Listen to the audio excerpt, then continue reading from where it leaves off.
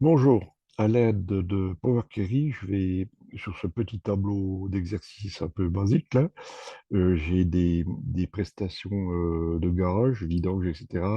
Une colonne personnelle, une colonne lieu, où et une colonne surtout date dans laquelle j'ai la colonne A, j'ai de l'année 2019, de l'année 2022, 2021. Donc à l'aide de Power Query qui travaille les données, je vais extraire et préparer un joli PDF sur l'année 2019.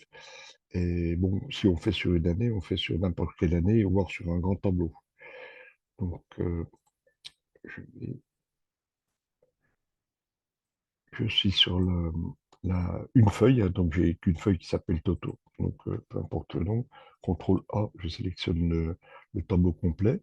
Je vais sur l'onglet données et ici, j'ai dans la fenêtre récupérer et transformer des données qui permet d'aller sur Power Query à partir d'un tableau une plage. Ça m'ouvre l'éditeur Power Query, qui permet ensuite de revenir de charger, de revenir avec mon nouveau tableau, me créant une nouvelle feuille sur le même classeur. Vous voyez,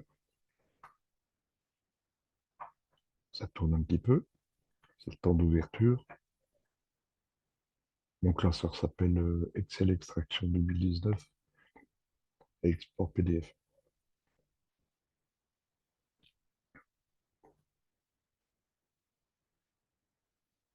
Bon, petit délai d'ouverture de Power Query.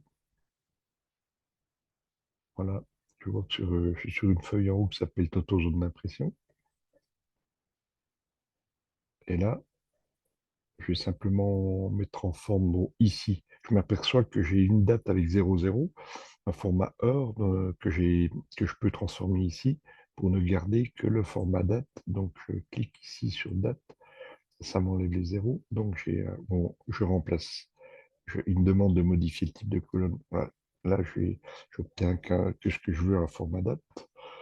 Et puis bah là, le filtrage, bien sûr, donc puisqu'il faut, parce que là j'ai tout le tableau, il ne me faut que 2019, donc je vais sur, comme le filtrage Excel, par contre à élaborer, parce que filtre chronologique entre, et puis là il va m'ouvrir l'outil de filtrage de la boîte entre, c'est-à-dire la date de début 1er janvier 2019 et 31 décembre 2019. Voilà ma boîte de dialogue de filtrage.